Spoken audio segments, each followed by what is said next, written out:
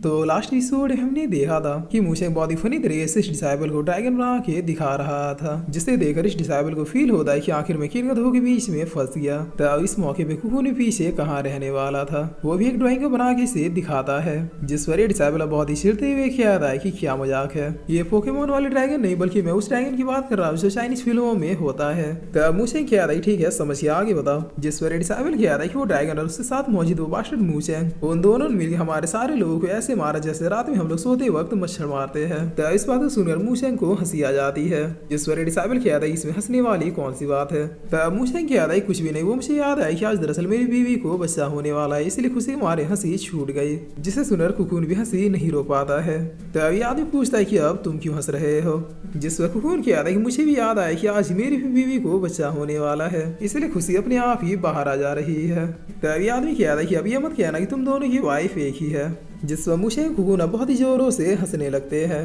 तब ये आदमी कहता है कि तुम दोनों मेरा तब से टाइम वेस्ट करो, छोड़ो मुझे जाने दो, मैं खुद ही जाके मास्टर को बता दूंगा।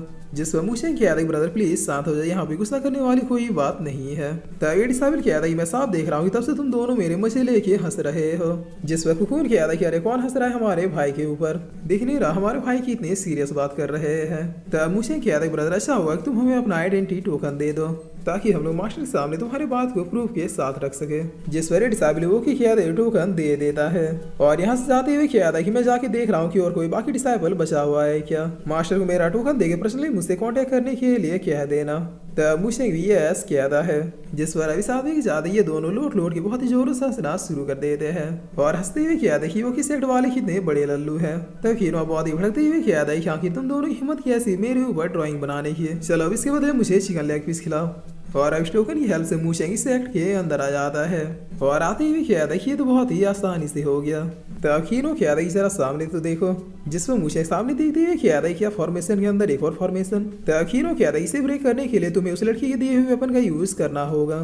तब मूशेंग अपने रियल फॉर्म में आते हुए इस वेपन को निकाल लेता है, जिसके बाद बहुत ही स्मूथली इस बैरियर को कट कर देता है। तब मूशेंग इसके भी अंदर आते हुए कहता है हीरो तुम्हें नहीं लग रहा कि ये सब बहुत ही इजीली हो रहा है।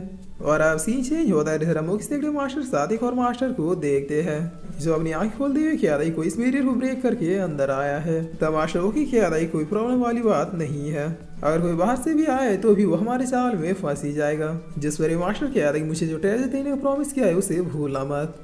तब वो की साइड मास्टर कहता है कि एक बार मिशन कंप्लीट तो हो जाए, उसके बाद देखो मैं तुम्हें किस तरह से ट्रेजर देता हूँ। जिस पर इधर हम टाइलिंग सेट के एल्ड्रो को देखते हैं जो एक शील्ड क्रिएट करके किसी के अटैक से बच रहे थे और बचते हुए कह रहे थे हमने तुम्हें क्या नहीं दिया जो तुमने हमारे साथ गद्दारी की। तब ये एल्डर कह रहे मास्टर टाइलिंग तुमने उस बास्टर मूशेंग को मुझसे ऊपर रखा इसलिए ये तो होना ही था, अब तुम्हें मारने के बाद पूरा कोरा टाइलिंग सेट ही मेरा हो जाएगा। और इतना कह गए इनके ऊपर एक बहुत ही सोता ठंडर को बरसा देता है जो इनके शील्ड को भी ब्रेक करते हुए मास्टर टाइलिंग की ओर बढ़ने लगता है।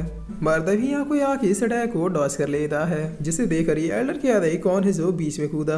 तब मूशेंग कहता है कि एल्डर तुम्हारे डिसाइबल को क्या पीट दिया, तुम तो सेट के ही खिलाफ हो बैठे। जिस पर मूशेंग को देखते मास्टर टाइलिंग सीधे मूशेंग के पास आते हैं पूछते हैं क्या मेरी बेटी ठीक है। तब मूशेंग कहता है बिल्कुल सेट और आपकी बेटी बिल्कुल सही सलामत है। जिससे सुना मास्टर टाइलिंग बहुत ही जोरों से हंसते हुए कहता है चाहता था कि तुम कभी फेल नहीं होगे। तब मूशेंग इस एल्डर के सामने आते हुए कहता है कि आप लोग खुद को रिकवर करो, इसे मैं संभालता हूँ। और इतना कह मूशेंग लोगों के सार और एक शील्ड को क्रिएट कर देता है, जिस वही एल्डर कहते हैं अगर तुम मरना ही चाहते हो तो फिर मरो।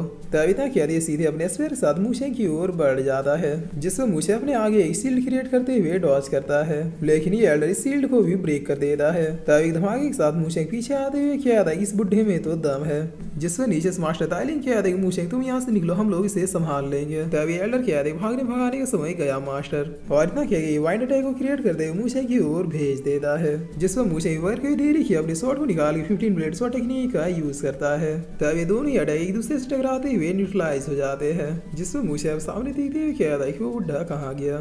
तब ये एल्डर अपने स्पीड के साथ बहुत ही फास्टली आने लगता है, लेकिन ये भी अब सामने कुछ देखते हुए कहता है कि वो क्या चीज है, जिसमें इधर से कुकुन भी अपने होते इस स्पीड को 100,000 टक्कर देता है। तब इस टक्कर के बैट से ये एल्डर नीचे गिर जाता है, जिसमें मूशेंग कहता है क्या हुआ एल्डर चाइनीज फिल्मों में ड्रैगन नहीं देखा क्या।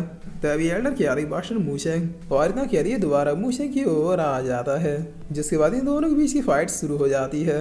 वेपन तो वेपन मूशेंग से लात मार के वापिस जमीन में भेज देता है तब पीछे से खून क्या था कि मुझे अगर मैं इसे खा लूँ तो कोई प्रॉब्लम तो नहीं होगी ना। जिस पर मुझे क्या था कि नहीं कोई प्रॉब्लम नहीं होगी, बिंदास खाओ। तब नीचे से आवाज आ रही कि मुझे लगा नहीं था कि तुम मुझे ओकी सेक्रेटरी देव मास्टर के पावर का भी यूज करने पर मजबूर कर दोगे। जिससे सुना मुझे क्या था कि क्या। तब आसमान में अब एक बहुत ही जोरदार बिजली चमकती है और इस एल्डर की पावर अब पहले से बहुत ही ज्यादा बढ़ जाती है। जिसे देखकर कीनो कहता है कि मुझे जल्दी से स्विच करो, ये किसी फॉरबिडन टेक्निक का यूज कर रहा है, तुम इसे खुद से नहीं संभाल पाओगे।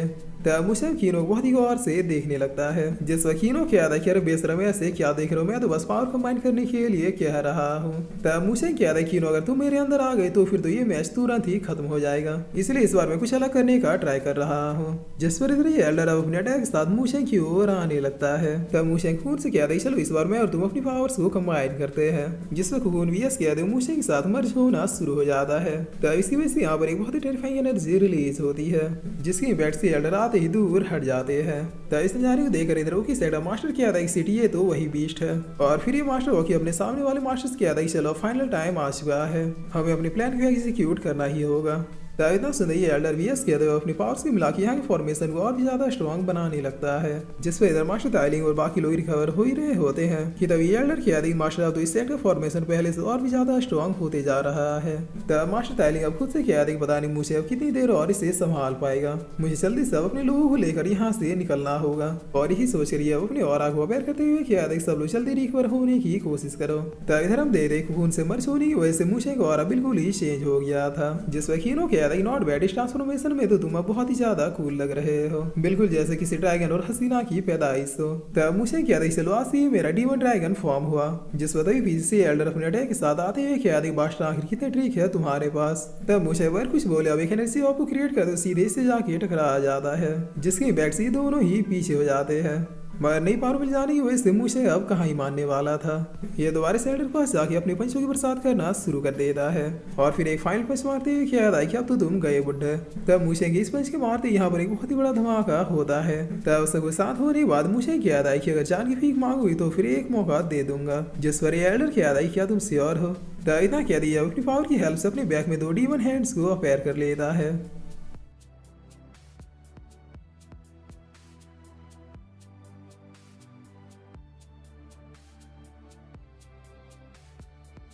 और फिर इसी के साथ ही एपिसोड यहीं पे खत्म होता है।